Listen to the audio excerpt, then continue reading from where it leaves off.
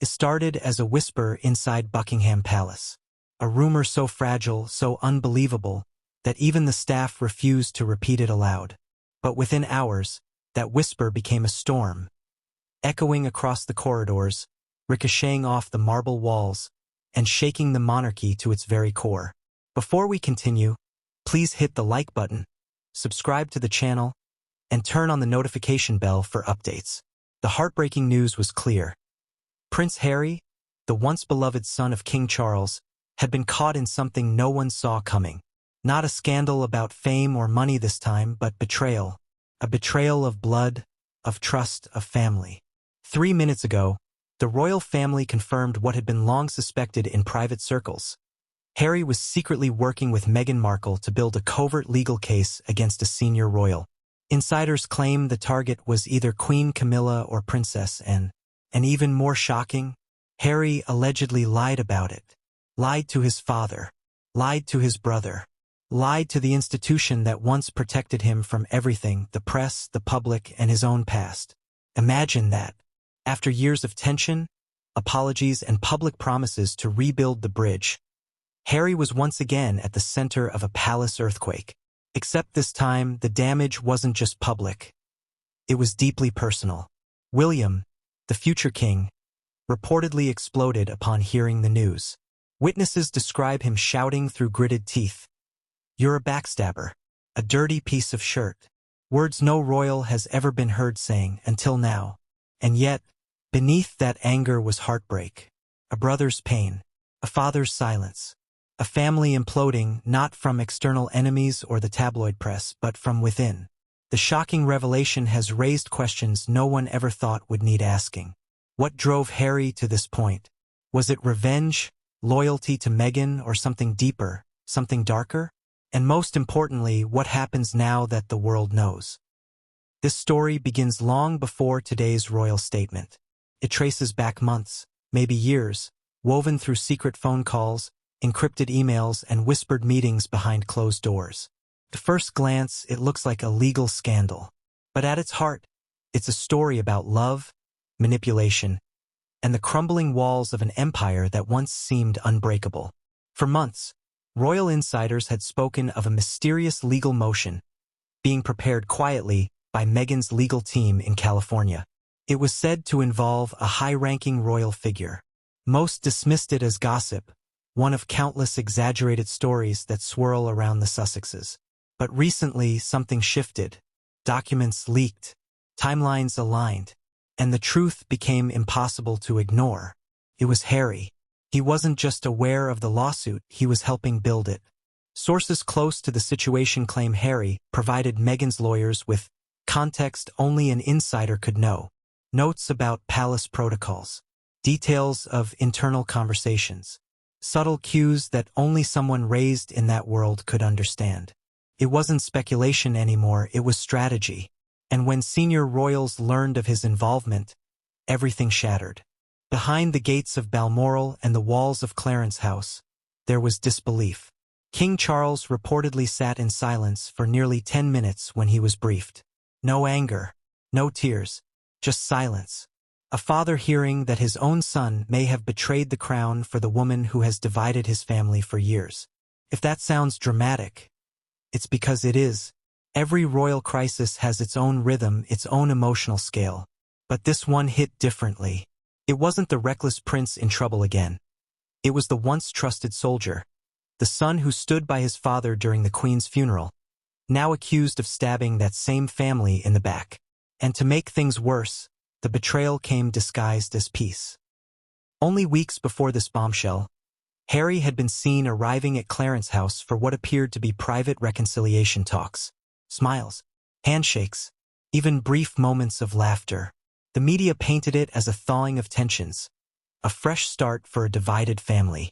But now, those same moments are being re-examined under a microscope. Was it genuine forgiveness or a calculated cover?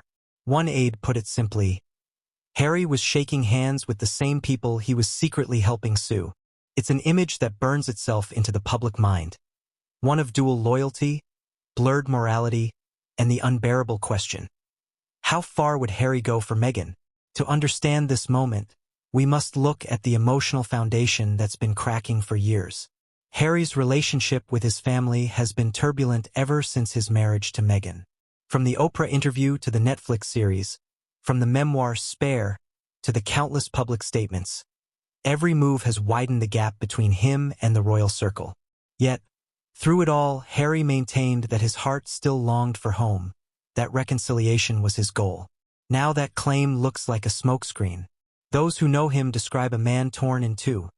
One part deeply loyal to his wife and children, the other haunted by the weight of royal duty he tried to escape but could never truly leave behind.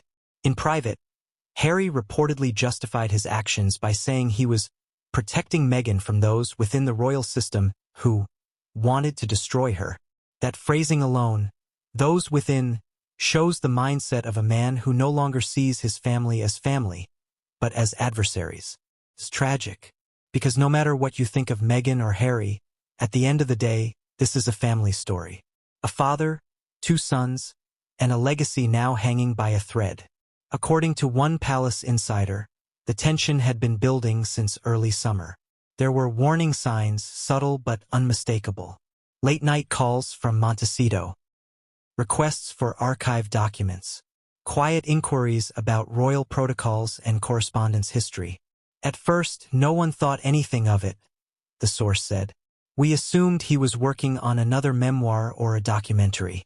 But now, it's clear, he was helping build a legal strategy. Legal experts are already calling it one of the most unprecedented royal betrayals in modern history. It's not just about a lawsuit, one analyst remarked. It's about the potential misuse of insider knowledge against the monarchy itself. That crosses a line few could ever return from. What makes this revelation particularly devastating is the timing. King Charles has been battling public health rumors and struggling to maintain the unity of the family since Queen Elizabeth's passing. William, stepping into more official duties, was finally starting to restore public faith in the monarchy's next generation. And just when things seemed to be stabilizing, the palace's official statement was brief, carefully worded, and emotionally charged. His Majesty and the Prince of Wales are deeply saddened by the recent developments concerning the Duke of Sussex. The matter is being handled privately with compassion and firmness. Compassion and firmness. Two words that hide 1,000 unspoken truths. If you've followed the royal family's history, you know they rarely speak this directly. That phrase, deeply saddened, was last used after Prince Andrew's scandal. The fact it's resurfaced now says everything. For the public, the reaction has been mixed. Some sympathize, claiming Harry's actions stem from pain, not malice. Others see it as the ultimate betrayal, a prince who abandoned his family to serve the woman who rejected their world. But inside the palace, the sentiment is far clearer. Hurt, disbelief, and an overwhelming sense that this might be the final straw. William, who has often acted as the emotional anchor for the family, reportedly erupted when told the full story. He can't keep doing this, a close friend quoted him saying. He destroys everything he touches and then plays the victim. Those words paint the portrait of a brother who's finally reached his limit. And that's what makes this moment so heartbreaking. Once upon a time, they were inseparable. The two boys who lost their mother. The brothers who leaned on each other through unimaginable grief. Now they stand on opposite sides of a royal war, one defending the institution, the other dismantling it. Behind the headlines and the fury, there's something quietly tragic about it all. A family unable to heal. A son chasing justice but losing himself in the process. A father caught between love and loyalty. And a nation watching, wondering if this is how the House of Windsor finally fractures beyond repair. As the truth unfolds, one thing is certain. The royal image has taken a blow it may never recover from. But what happens next? Will Harry face royal repercussions? Could he be stripped of remaining titles? Or will the palace once again bury the truth for the sake of dignity and public calm? Those questions will define the next chapters of this story. But for now, the world is left reeling from a revelation that seems almost too painful to believe. Prince Harry, once hailed as the heart of the monarchy, has now become its most haunting reminder of how love, loyalty, and power can collide in ways that destroy everything in their path. And as the cameras zoom in on Buckingham Palace tonight, one thing is clear. The crown may still shine, but behind those golden gates, hearts are breaking. Because this isn't just another scandal. This is the story of a family falling apart. Minute by minute, lie by lie, heartbreak by heartbreak. For months, it looked like peace had finally settled over the royal family. Public appearances were measured. Headlines were calm. The tension that had defined the last few years seemed to fade, at least on the surface. Prince Harry had begun to show subtle signs of softening, sending birthday messages, exchanging polite notes, and even expressing interest in attending royal events again. The palace staff, exhausted by years of division, quietly allowed themselves to hope. But what no one knew was that beneath that calm surface, a quiet storm was forming, one that would soon sweep through the monarchy with devastating force. The first hint came in the most ordinary way. A brief, private visit. Harry's unannounced trip to the UK in the spring. Officially, he said it was for a charity engagement and to check on old friends. But insiders noticed the difference. Gone was the flamboyant tone that usually accompanied his visits. Gone were the cameras and PR statements. This time, Harry arrived quietly. He stayed at Frogmore Cottage, requested limited security, and made sure no photographers caught him entering or leaving the palace grounds. To the public, it was uneventful. To those inside Buckingham Palace, it was puzzling. Senior aides began to notice small, curious movements. Harry asking specific questions about schedules and certain senior royals' whereabouts. Notes scribbled in his phone during private family discussions. A call placed late at night to a contact in Los Angeles. None of it made sense then, but in hindsight it was the first ripple of what was to come. Behind closed doors, William and Harry's fragile truce was still balancing on a thread. After the Queen's passing, both brothers had made attempts at civility. They had stood side by side during ceremonies, exchanged brief, awkward smiles during memorials, and even posed for a few public photos. But it was an illusion. Insiders described the atmosphere between them as chilling politeness. Harry seemed eager to talk. William, guarded and distant. When Harry suggested more meetings, William agreed, but only under the condition that no personal matters be discussed without palace advisors present. It was less a brotherly reunion and more a negotiation between two rival kingdoms. Meanwhile, Meghan's presence loomed in the background. Though she remained in California, her influence traveled across the ocean. According to staff, Harry was frequently on the phone during his visit, hours-long calls that ended with visible frustration. At times, he would take walks alone in the palace gardens, headphones in, muttering quietly under his breath. Whatever those conversations were about, they were far from peaceful. In public, however, the royal narrative was shifting. News outlets ran stories suggesting reconciliation might be closer than anyone expected. The brothers' healing, one tabloid headline read, Harry and William ready to reconnect for their father's sake. Even the royal press corps began preparing for a possible reunion appearance at the upcoming Commonwealth event. For the monarchy, it was the perfect picture of unity, a message the institution desperately needed. For Harry, it was the perfect cover. Those close to him later revealed that this particular trip was not about reconciliation at all. It was about access. Access to information, people, and moments he could quietly relay back to Meghan's legal advisors. The timing was no coincidence.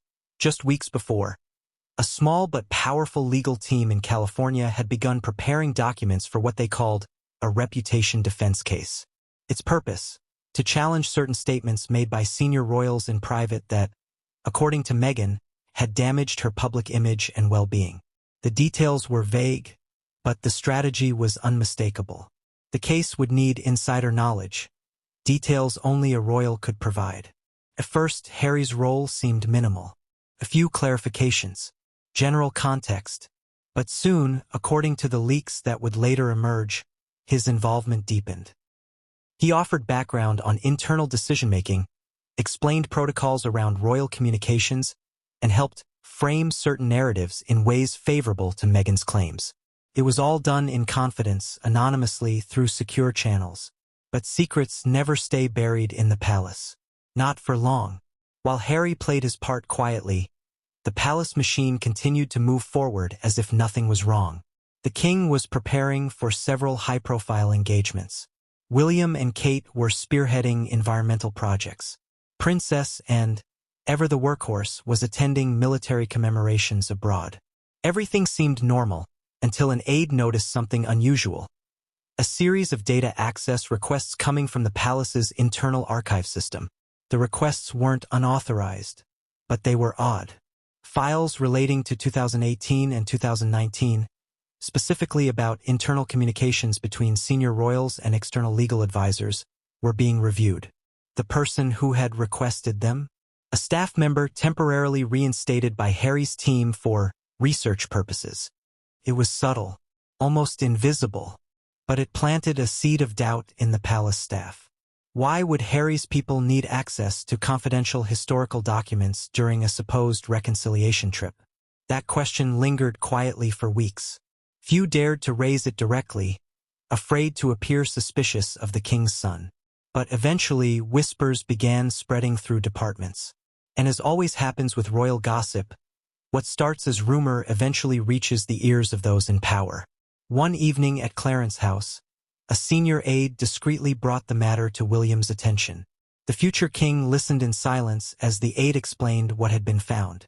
Then, in that calm, controlled voice William is known for, he asked a single question. "Does father know?" The aide shook his head. William's reply was short. "Then he must not. Not yet." That night, William reportedly called a private meeting with his top security and communications staff. The tone was icy. "Monitor everything," he ordered. "Every message, every move, every person who speaks to him. If there's something happening, we'll find it." It wasn't paranoia, it was instinct. For years, William had watched his brother grow distant, angry, unpredictable. But betrayal? That was a line he believed Harry would never cross. Until now, he wasn't so sure. While William quietly initiated his own internal monitoring, Harry returned to California. Meghan greeted him warmly, cameras captured smiles, and the media gushed over how the couple seemed stronger than ever. But behind that image, tension was brewing. Meghan's legal advisors were making progress, gathering documents, quotes, and timelines. They needed accuracy, and Harry had supplied it. The bridge between royal secrecy and public exposure had been crossed, though few yet realized it. In Montecito, neighbors described seeing security vehicles arriving late at night. Legal professionals, PR strategists, and digital analysts came and went discreetly. "It looked like they were building something," one insider later said. "Something big." And indeed, they were. Meghan's team believed they had found a way to challenge the monarchy's traditional immunity by proving targeted defamation and personal harm. It was bold, risky, potentially explosive, and they had an insider guiding them. Back in London, unease began spreading among royal advisors. Subtle inconsistencies in Harry's recent behavior started to click. Private remarks he'd made to aides, phrases eerily similar to language appearing in leaked legal drafts. A strange question he had asked weeks earlier about how internal complaints were documented. Small, disjointed clues that, once pieced together, formed a chilling picture. By the time summer arrived, the atmosphere in the palace had changed. Smiles were tighter, conversations shorter, trust thinner. Even Charles, known for his diplomatic patience, sensed it. At one official dinner, he reportedly turned to his private secretary and murmured, "Something isn't right with Harry. I can feel it." It was a father's intuition, and as it turned out, it was painfully accurate. The calm that had lulled the public into thinking the royal rift was healing was nothing more than silence before detonation. And like every storm, it began with pressure, quiet, unseen, building in the shadows. Outside the palace walls, royal watchers noted how Meghan's legal rhetoric became sharper. Subtle references to truth and accountability began appearing in her speeches and interviews. Each statement seemed perfectly timed to coincide with developments inside the palace, as though coordinated. Coincidence? Unlikely. By then, The invisible thread connecting Harry's actions in London and Meghan's moves in California was becoming undeniable. Still, the palace refused to react publicly. Tradition dictated restraint. They'd seen scandals before: Diana, Andrew, even early missteps by Charles himself. They knew that time, discretion, and controlled silence were their best defenses. But this wasn't an ordinary scandal. This wasn't about the tabloids or public perception. This was about betrayal from within, a wound no press statement could heal. As weeks passed, William's frustration grew. He began to confront senior aides about. The turning point came when an anonymous whistleblower, rumored to be a former assistant, sent a message to one of the major British newspapers hinting that a royal aide has gone rogue. The paper didn't publish it immediately, but they began investigating. Within weeks, journalists were knocking on doors, asking quiet questions, and piecing together fragments. It was only a matter of time before everything spilled into the open. When the story finally broke, the palace was blindsided. The media didn't yet have full proof, but the narrative was already set. Prince Harry had helped Meghan prepare a lawsuit against a senior royal while pretending to make peace. The fallout was immediate. Headlines exploded, social media ignited, and the public divided sharply between those defending Harry's loyalty to his wife and those condemning him for betraying his family. But perhaps the most haunting part of this chapter is what happened next, the internal confrontation that followed the exposure of the binder. One evening, William confronted his father. He demanded that something be done. "We can't keep letting him hurt us," he said, according to one senior aide. Charles, tired and emotional, reportedly replied, "He's still my son." It was the same line he had used during previous crises, but this time it carried a weight of finality. For the first time, the king seemed to acknowledge that Harry's actions might have placed him beyond redemption. The palace had to act, but delicately. Any official accusation would risk confirming the leaks. So instead, they prepared a statement expressing deep concern over recent breaches of privacy and reaffirming the family's unity in facing difficult times. The words were deliberately vague, but the implication was unmistakable. Yet even as the palace tried to reclaim control, Harry and Meghan's camp remained silent. No denials, no admissions, just silence. And in that silence, the narrative took shape. Each day of their silence reinforcing the belief that the accusations might be true. In the weeks that followed, royal watchers noted a distinct shift in the monarchy's tone. There was less warmth in public mentions of the Sussexes. Invitations to events quietly ceased. References to them in speeches were removed. It was as if they were being written out of the royal story, piece by piece. And perhaps that was the saddest part of all. Because behind the scandal, behind the headlines and the politics, this wasn't just a constitutional crisis. It was the slow, painful disintegration of a family. Harry's decision to help Meghan's legal efforts, whether out of love, guilt, or misguided loyalty, had set into motion a chain of events that could never be reversed. The secret files had been opened, the truth exposed, and the storm now impossible to contain. For centuries, the royal family has survived wars, divorces, abdications, and scandals. But betrayal from within, that is something history rarely forgives. And as the dust settled, a single question began to echo inside the palace corridors. If a son could turn against his family once, what's to stop him from doing it again? Every royal scandal needs a name, a face, a focus point. Someone the public can project their questions, suspicions, and outrage onto. In this case, that figure quickly became the senior royal at the center of Meghan's alleged legal action. And when the leaks first hinted that the lawsuit involved damaging statements made from inside the palace, speculation instantly narrowed to two women, Queen Camilla and Princess Anne, both powerful, both outspoken, both known for their no-nonsense approach, and both with long, complicated histories with Harry and Meghan. The whispers began in London's upper circles long before the news broke publicly. Reporters, former aides, and even courtiers debated endlessly. Who was the royal Meghan and Harry had targeted in secret? Who had said or done something that could provoke a legal claim strong enough to risk tearing the monarchy apart? For many, Camilla was the obvious suspect. Since the earliest days of Meghan's entry into royal life, Camilla had been skeptical. She'd lived through royal turmoil before, the chaos of the Diana years, the endless tabloid wars, and the delicate process of restoring public faith in the monarchy. Camilla had always believed that the key to survival was silence, composure, and tradition.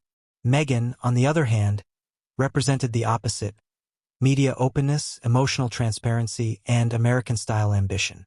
From the beginning, they were destined to clash. Multiple insiders have recounted moments of thinly veiled tension between the two women. During early family lunches, Camilla reportedly questioned Meghan's understanding of royal duty, emphasizing that this isn't a show, it's a lifetime. Meghan, according to a witness, responded politely but sharply, saying, "I understand commitment better than you think." Those words, subtle as they may have been, revealed a mutual awareness that their worlds would never blend. When Meghan began feeling isolated and unprotected in the palace, she allegedly turned to senior royals for help. Camilla, though sympathetic in public, maintained distance in private. According to one source, when staff suggested Camilla reach out, she replied, "It's not my place to guide someone who doesn't wish to listen." Fast forward a few years later, and Camilla had become queen consort, an emblem of loyalty, endurance, and public rehabilitation. To the British establishment, she was proof that the monarchy could survive scandal. To Meghan, she represented the very system that had, in her view, failed to support her. It's not hard to see why people believed Camilla might be the target. Then there was Princess and a woman forged from duty, discipline, and blunt honesty. She had no interest in Hollywood or headlines, and never courted attention. She commanded it through sheer strength of character. She respected work, not words. And from the first moment she met Meghan, Anne's impression was reportedly clear: she didn't trust her. One aide who attended that initial meeting later said, "And didn't dislike Meghan personally. She simply didn't believe she understood what she was getting into." During early family gatherings, Anne's skepticism was thinly disguised. She allegedly told a confidant, "She's an actress. They're trained to cry on cue. Let's see how she handles 5 years of real duty." Harsh words, but in the context of royal life, brutally honest ones. And had lived through decades of scandal, divorces, press attacks, endless scrutiny, and had never once given the media a story they could weaponize. To her, Meghan's openness about her struggles was not bravery but recklessness. And it was precisely this attitude that made her a prime candidate for Meghan's rumored legal retaliation. During Meghan's legal filings, phrases like unfounded criticisms, dismissive remarks, and publicly damaging private conversations appeared vague but evocative. Royal insiders noticed that Anne's past quotes about Meghan's unconventional behavior and misunderstanding of the job aligned too closely with the tone described. Suddenly, the speculation shifted. Maybe it wasn't Camilla. Maybe it was, and the royal Meghan once privately described as the coldest woman I've ever met. Within the palace, both women denied involvement. Camilla remained calm and distant. "Nonsense," she reportedly told a close friend over tea. "If I've said anything, I've said it to their faces." And, on the other hand, reacted with visible frustration. "Let them sue whoever they want," she was overheard saying. "I've got work to do." But the speculation refused to die. Tabloids fanned the flames. Theories multiplied online. Was Meghan's target the woman who once replaced Diana? A poetic revenge against the monarchy's most controversial figure? Or was it, and the Iron Princess who represented everything Meghan was not? Behind closed doors, the debate was far more serious. For the palace, identifying the target wasn't just about gossip, it was about containment. If Meghan's lawsuit named either woman, the monarchy could face a public crisis unlike anything since the abdication of Edward VIII. The optics would be catastrophic. A modern American duchess legally challenging either the king's wife or his sister. It would make the family look fractured, paranoid, and divided. That's why the palace moved fast. Internal lawyers began reviewing any and all communications that could be linked to either Camilla or Anne. Meetings were called. Files were locked down.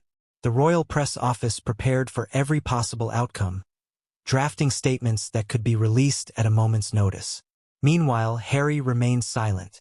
Despite mounting media pressure, he refused to name or deny who the target was. That silence became its own weapon, fueling endless speculation. The longer he refused to clarify, the more it seemed to the public that there was, indeed, a senior royal being targeted. Privately, William was furious. "He's hanging them out to dry," he reportedly told a close advisor. "He knows exactly what this looks like, and he's letting it happen." Inside the palace, the atmosphere grew toxic. Courtiers whispered about factions forming. Team Camilla, Team and the silent majority who simply prayed the whole thing would blow over. Yet, the more time passed, the worse it got. Every public appearance by either woman became a Rorschach test for public perception. If Camilla looked tired, people said she was hiding guilt. If Anne looked angry, people said she was retaliating. The rumors had escaped control. For Camilla, this wasn't just personal, it was existential. She had spent decades clawing back her reputation after being vilified as the other woman. To be painted once again as a villain, this time in Meghan's legal war, was unbearable. She reportedly confided to a friend that she feared losing everything I've worked for because of one woman's obsession with being right. And, in contrast, seemed unbothered publicly but seething privately. She instructed her staff to carry on as usual. But those close to her say her trust in Harry vanished completely. She used to defend him, one insider revealed. She said he was misguided but well-meaning. Not anymore. She calls him reckless now. Dangerous even. As the speculation intensified, a new layer of intrigue emerged. One that pointed toward a more complicated truth. Some insiders suggested the legal filings weren't directed at a single royal at all, but at a collective culture within the palace. The senior royal might simply have been a symbolic figurehead, a stand-in for the entire institution Meghan felt had wronged her. If that were the case, both Camilla and Anne had become collateral damage in a narrative bigger than themselves. Yet, even if Meghan's intention wasn't to target either woman directly, perception had already taken hold. The public had made its decision. To them, one of these two women had crossed a line, and Harry had chosen to take revenge. The emotional fallout was devastating. Within weeks, both Camilla and Anne stopped attending certain joint engagements with the king. The official explanation was scheduling conflicts, but royal observers noticed the pattern. Events once shared were now divided. The unity of the royal women, once a symbol of stability, was visibly cracking. King Charles, torn between loyalty to his wife and his sister, tried to calm the waters. But every attempt only deepened the fractures. "He's in an impossible position," a courtier said at the time. "Every decision he makes offends someone." And through it all, Harry stayed quiet. No interviews, no public appearances, just silence. It was that silence that drove the palace mad. Because silence, in the world of royalty, isn't neutral, it's strategic. It gives room for imagination, and imagination is where reputations die. Eventually, both women's teams began taking precautions. Camilla's advisors briefed the press privately, reminding them of her dedication and integrity.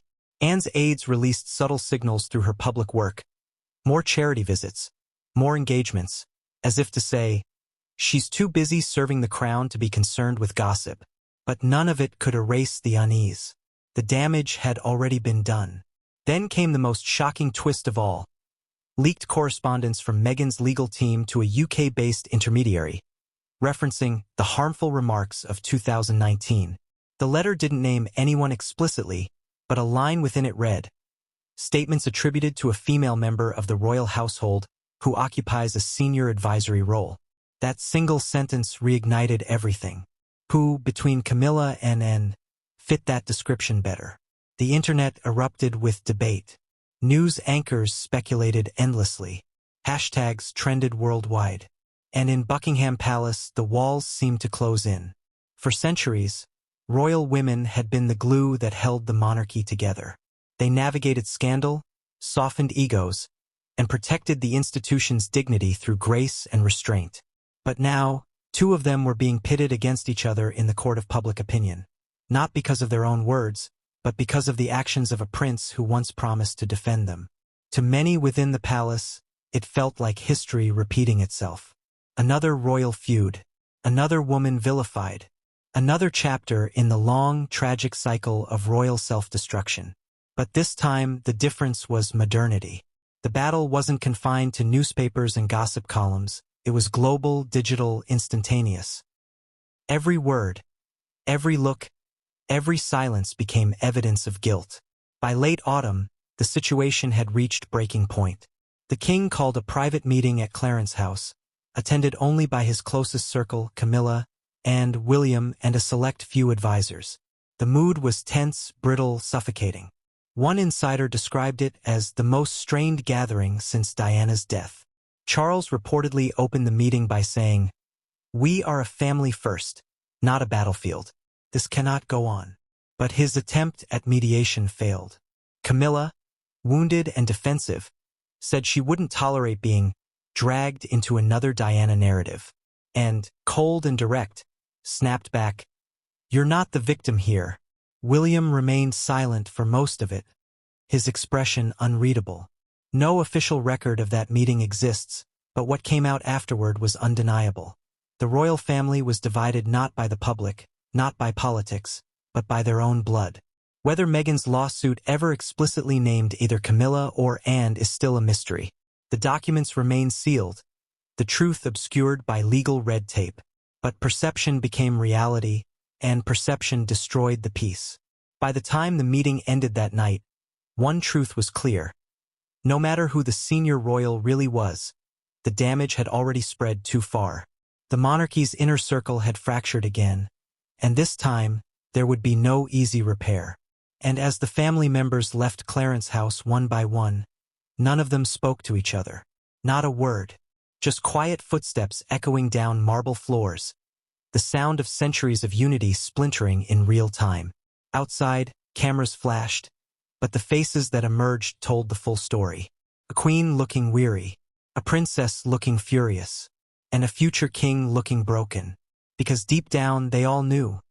It didn't matter who the lawsuit was really about. What mattered was that Harry had made it possible. And the moment that truth sank in, something shifted forever. Every royal scandal begins with whispers, and in Buckingham Palace, whispers travel faster than light. They start in quiet corridors, carried by servants who hear more than they should. They grow in private lounges, where aides exchange anxious glances. And by the time they reach the gilded drawing rooms of the royal family itself, they've transformed into storms. The scandal involving Prince Harry's secret communications with Meghan's legal team was no exception. But this time, those whispers had something tangible behind them. Digital traces, encrypted conversations, and a trail of hidden emails that would unravel everything the royal family thought it knew about loyalty. It began subtly, almost invisibly. A routine audit by the Palace IT division flagged a handful of irregularities. Nothing alarming at first, just a few unusual login times, some foreign IP addresses, and files being accessed outside normal hours. At a place like Buckingham Palace, where thousands of staff handle confidential documents daily, small anomalies are common. But one particular string of entries caught attention. The same device was repeatedly accessing restricted files tied to internal correspondence, particularly those concerning Meghan Markle's media coverage and communications between the press office and senior royals from 2018 to 2020. The user credentials belonged to someone in the Duke of Sussex's administrative circle. When questioned, that person claimed they were assisting with archival review for personal reference. It was plausible until the timestamps revealed that the same login activity had occurred during the early hours of the morning, UK time, aligning perfectly with late afternoon hours in California. In other words, someone on the other side of the Atlantic was likely watching those files in real time. That discovery triggered a quiet investigation. The palace couldn't afford a public confrontation. Instead, the internal cybersecurity team was instructed to monitor discreetly, to trace patterns without alerting anyone. Within days, they began uncovering fragments of encrypted email traffic. While the content itself was protected, the metadata was revealing. The emails originated from a domain linked to a California-based legal consultancy that had previously worked with Meghan Markle. It didn't take long before one of the investigators said what everyone was already thinking but too afraid to say. He's sending her palace documents. The revelation was devastating. Not because of the technical breach, but because of what it meant emotionally. Harry wasn't just helping Meghan with moral support or background context. He was actively supplying her with information from inside royal walls, the very system he once swore to defend. In any other family, it would have been a private betrayal. But in the House of Windsor, every secret is tied to the crown. Every word can become a weapon. Over the next few weeks, the whispers grew. Senior aides started talking in hushed tones. Courtiers began changing how they communicated. Hard copies replaced emails. Conversations that once took place through official channels now happened in secluded gardens, or while walking through palace grounds with phones left behind. One veteran aide summed up the mood perfectly. It felt like we were living under siege, not from the press, but from one of our own. The tension soon reached William's office. His communications secretary brought him the initial report, carefully redacted, heavily coded, but clear enough to show that Harry's digital activity was being tracked. William read in silence. According to one insider, his expression didn't change, but his grip on the papers tightened until his knuckles turned white. He didn't yell. He didn't curse. He just said, "Find out who else knows." The task force expanded quietly, pulling in both palace staff and external consultants. What they uncovered, emails once meant for private strategy meetings, began leaking to the press in small pieces. One contained excerpts from Meghan's legal drafts. Another referenced the insider contribution. Each release was carefully timed, appearing just as public curiosity was peaking. It was a coordinated strike, one that suggested someone inside the Sussex camp was deliberately orchestrating chaos. Inside the palace, suspicion turned to panic. No one could tell how much more had been shared, or how deep the betrayal ran. Some feared that confidential royal finances might be next. Others worried about private letters between Charles and the late Queen, communications so sensitive they could shake the monarchy's image forever. In that tense environment, William confronted his father once more. This time, the conversation was explosive. "You have to stop protecting him," William reportedly said. "He's not a victim anymore. He's an enemy." Charles refused to use that word. "He's my son," he said quietly. "I cannot treat him as an enemy." "Then he'll destroy us," William replied. "And you'll have let him." That conversation, overheard partially by aides waiting outside, marked a turning point. The rift between father and son widened just as the rift between brothers became irreparable. The palace had weathered scandals before. Affairs, divorces, even abdications, but never a betrayal so personal, so digital, so precise. The hidden emails had done more than expose confidential data. They had exposed the human fault lines that held the monarchy together: love, duty, loyalty, resentment. All of it now lay bare under the harsh glow of scrutiny. As the evidence mounted, the palace's private investigators prepared a final report summarizing the scope of Harry's communication. The document was chilling in its simplicity. Between February and May, sensitive royal correspondence was accessed and discussed via encrypted email systems between the Duke of Sussex and representatives affiliated with the Duchess of Sussex's legal team. This activity coincided with private meetings described publicly as reconciliatory. That single sentence became the heart of the palace's heartbreak. For Charles, it was the confirmation he never wanted. For William, it was the proof he had feared but expected. And for the monarchy, it was the moment everything changed. After that, no one trusted digital communication again. Phones were checked before meetings. Notes were destroyed immediately after reading. Even the king's calendar became need-to-know only. The palace returned to secrecy reminiscent of Cold War intelligence. All because of one man's decision to help his wife fight a battle she believed was righteous. And yet, in the quiet moments after the chaos, there was something haunting about it all. Because beneath the fury, beneath the politics and the legal maneuvering, There lingered the image of a boy, Diana's younger son, once known for his laughter, his mischief, his heart. A boy who had grown up inside those same walls now turned into the man dismantling them. The royal whispers had become screams. The hidden emails had become evidence. And for the first time in modern history, the monarchy wasn't being attacked from outside. It was imploding from within. And the question echoing across every hallway, every meeting, every sleepless night inside Buckingham Palace was the same. How do you silence a prince who has already burned the bridges behind him? It was inevitable.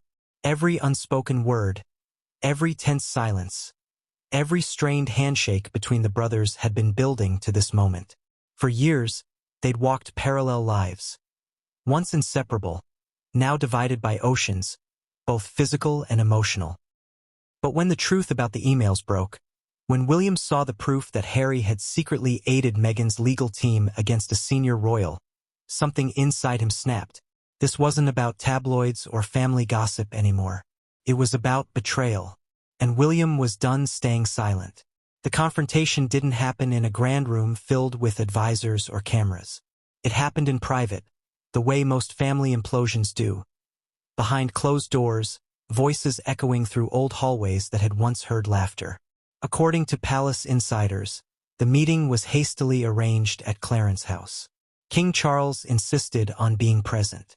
"It's time they spoke as brothers," he reportedly told his aides. "This cannot go on." But by the time Harry arrived, any hope of reconciliation had already died. He came alone. No staff, no entourage.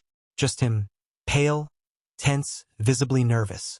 A witness later said Harry looked like a man who knew he was walking into an ambush. William was already waiting.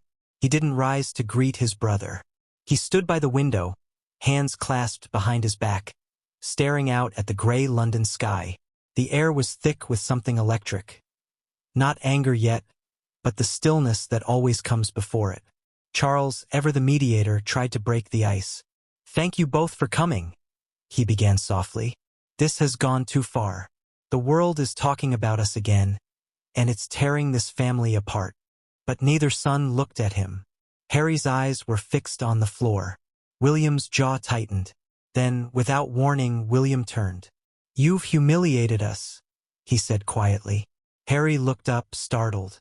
"That's not true." "Don't lie to me, Harry," William snapped, his voice rising slightly. "I've seen the emails. I know everything." Harry's composure faltered for a moment, but he quickly straightened. "You don't know the full story," he said. "You only know what they've told you." "What they've told me?" William repeated, incredulous. "They didn't tell me, Harry. I saw it with my own eyes. You sent private information from our own files to her lawyers. Do you have any idea what that means? You gave her ammunition against our own family." Charles stepped forward, his hands raised. "Please, both of you." But William wasn't done. "You swore you came back here to make peace. You looked me in the eye and told me you wanted to fix things. And all that time you were feeding her information to sue one of us? Which one, Harry? Camilla? And who were you helping her destroy this time?" The words hit like daggers. Harry clenched his fists. "It wasn't like that," he said through gritted teeth. "You've all made her life hell. You've let her be torn apart by the press, by the institution, by everyone. I did what I had to do to protect my wife." William's face twisted with disbelief. "Protect her? You betrayed your own family, Harry. You lied to all of us. You lied to me." The room fell silent for a moment, save for the faint ticking of the clock on the wall. Charles closed his eyes, the exhaustion of years weighing on him. He had seen conflict before, with Diana, with his parents, with the press. But this was different. This wasn't a misunderstanding. It was a fracture running straight through his sons' hearts. "William," he said softly, "your brother is hurting. He's made mistakes. Yes, but shouting won't fix them." William's voice hardened. "This isn't a mistake. It's treachery." The word hung in the air like a curse. Harry's face turned red. "You've always thought you were better than me," he shot back. "The perfect heir. The golden boy. You have no idea what it's like to be treated as the spare, disposable, invisible. You have no idea how it feels to have your own family undermine your wife every single day. I protected you, William roared. When you were being slaughtered by the press, who defended you? I did. When you wanted to leave, who told father to let you go quietly? I did. And this is how you repay me. I didn't ask for your protection, Harry shouted, his voice cracking. I asked for respect. For my wife, for my family, for our choices. You never gave that. You never tried to understand us. Charles raised his voice then, louder than either of them expected. Enough! The outburst stopped them cold. The king rarely raised his voice, but the strain of years finally broke through. You are brothers, he said firmly. You have both suffered. You have both lost. And I am losing both of you because neither of you can see past your pride.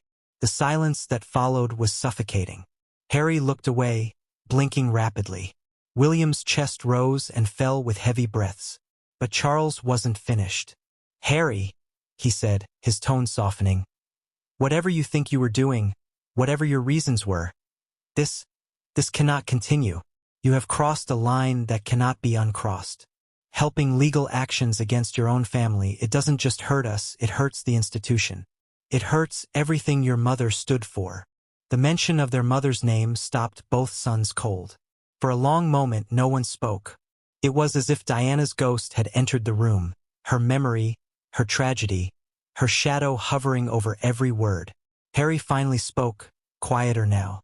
If Mum were here, he said, she'd understand. She'd know what it's like to be silenced, to be attacked, to be used. She'd know why I had to do it. William shook his head slowly. Don't you dare use her to justify this, he said, voice trembling with anger. She'd be heartbroken by what you've become.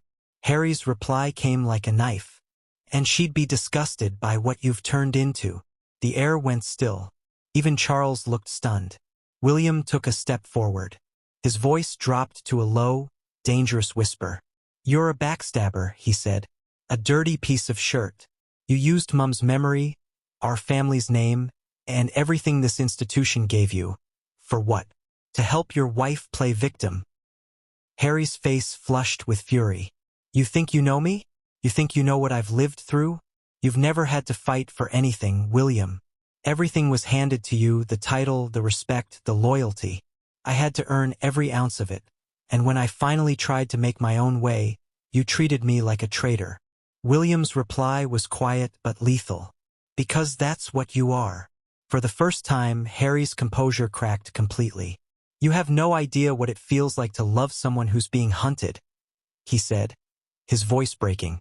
Every day, I watch my wife's name dragged through mud. Her face mocked, her words twisted. And you stood by and did nothing. You talk about duty and honor, but you couldn't even protect your own sister-in-law from cruelty. William's fists clenched. It wasn't cruelty, it was consequence. You both courted the press when it suited you.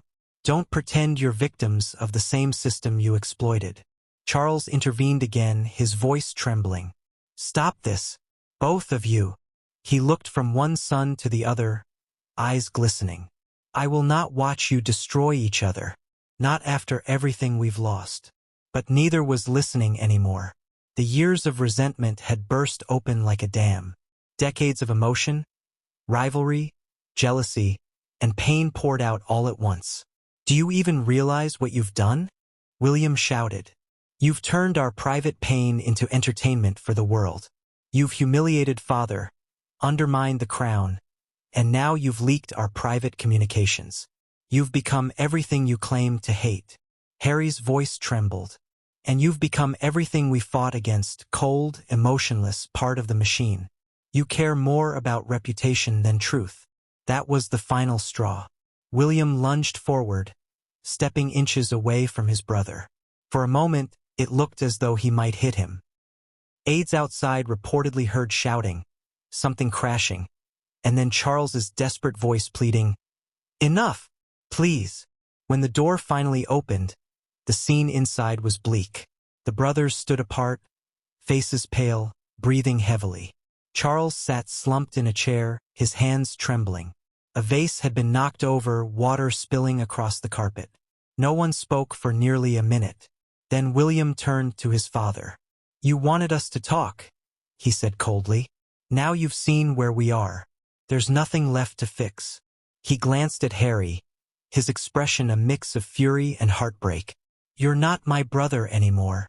He walked out before anyone could stop him. Harry stood frozen. His lips parted slightly, as though to speak, but no words came. For the first time he seemed lost. Not angry, not defiant, just empty. Charles looked up at him, his voice barely above a whisper. "Why, Harry? Why did you do this?" Harry swallowed hard. "Because no one else would protect her," he said. "Because you wouldn't." And with that he turned and left. The door closed behind him with a dull thud, a sound that seemed to echo through the centuries-old walls like the tolling of a bell. It was the sound of something breaking, not glass, not porcelain, but trust. In the hours that followed, word of the confrontation spread quietly among palace staff. No one knew the full details, but everyone knew one thing. The brothers' relationship had collapsed completely. The future king and his brother, once symbols of unity and hope, now stood as living proof of division. Charles reportedly didn't sleep that night. Aides described him sitting alone in his study until dawn, staring at a photograph of his sons from years ago. Two boys in uniform, laughing side by side. The world had seen that image as hope for the monarchy's future. Now it felt like a cruel reminder of what had been lost. The next morning, both princes left separately. William returned to Windsor, where he canceled all his engagements for the day. Harry boarded a flight back to California. The two did not speak again. In the days that followed, insiders said the king attempted to contact them both, but neither responded. The brothers had crossed a line that words couldn't repair. The confrontation had exposed everything. The anger, the jealousy, the pain, the disillusionment. Nothing remained hidden anymore. And in the silence that followed, the palace felt emptier than it had in years. The staff avoided eye contact.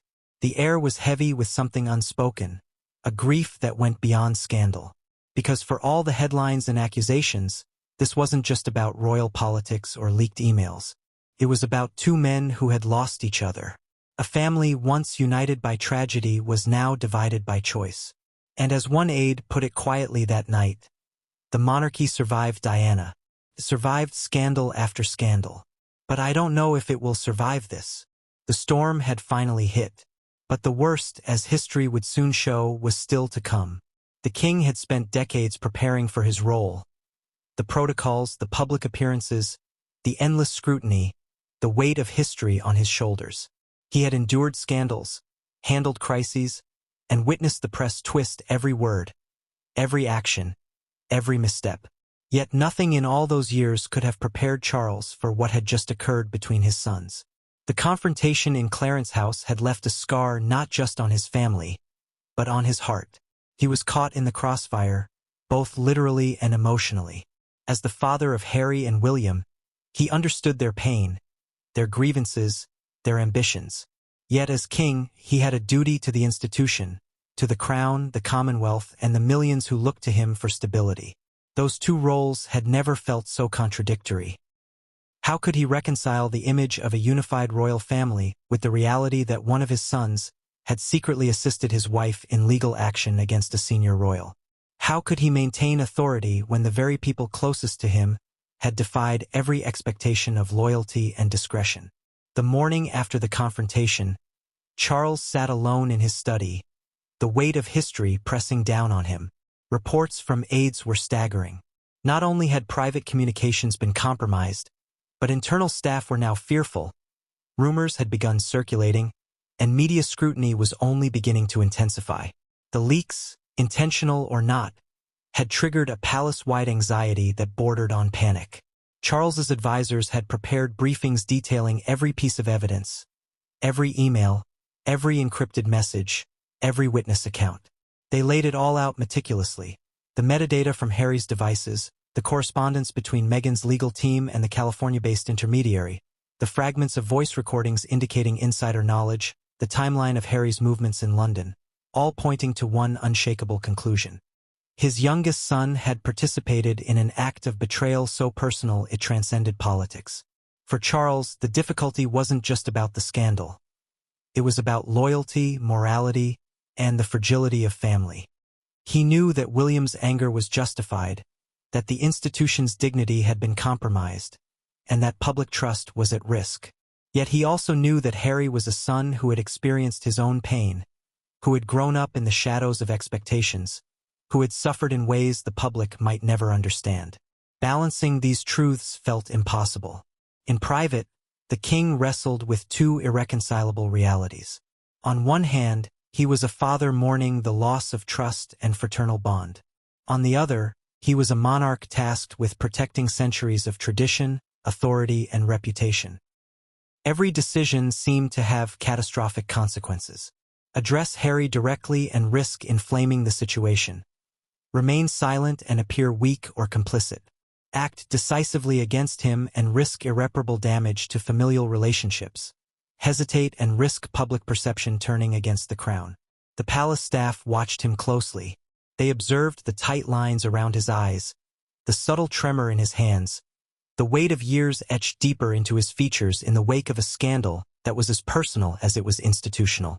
Advisors whispered that he hadn't slept more than a few hours since learning the full extent of Harry's involvement. He is caught between two fires, one senior aide admitted, and there's no clear path to safety.